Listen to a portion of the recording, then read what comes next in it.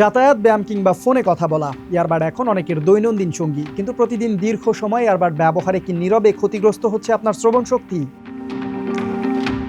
বিশেষজ্ঞদের মতে উচ্চ ভলিউমে দীর্ঘ সময় ও ঘন ঘন ইয়ারবাড ব্যবহার করলে ধীরে ধীরে কানের শ্রবণ শক্তি কমে যেতে পারে, কারণ ইয়ারবাড কানের পর্দার খুব কাছে থেকেই সরাসরি শব্দ পৌঁছে দেয়। কিন্তু কিভাবে ক্ষতি হয়? দীর্ঘ সময় উচ্চ শব্দের সংস্পর্শে থাকলে অন্তঃকর্ণের ক্ষুদ্র হেয়ার সেল ক্ষতিগ্রস্ত হতে পারে। এই কোষগুলো শব্দ শনাক্ত করতে সাহায্য করে এবং একবার ক্ষতিগ্রস্ত হলে সাধারণভাবে তা পুনরায় তৈরি হয় না। ফলে সময়ের সঙ্গে শ্রবণ শক্তি কমে যেতে পারে।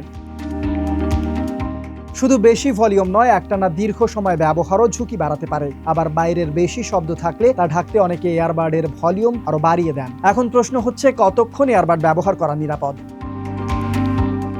বিশেষজ্ঞরা সাধারণত 60/60 নিয়ম অনুসরণ করার পরামর্শ দেন, অর্থাৎ ভলিউম সর্বোচ্চ মাত্রা প্রায় 60% রেখে একটানা 60 মিনিটের বেশি না শোনা এবং এরপর কানকে কিছুটা বিশ্রাম দেওয়া। দীর্ঘ সময় এয়ারবাড ব্যবহারে কানের ময়লা জমে বন্ধভাব এবং অস্বস্তি তৈরি হতে পারে। তাই বিরতি দিয়ে কম ভলিউমে এবং প্রয়োজন অনুযায়ী এয়ারবাড ব্যবহার করাই শ্রবণ শক্তি সুরক্ষিত রাখার সবচেয়ে ভালো উপায়।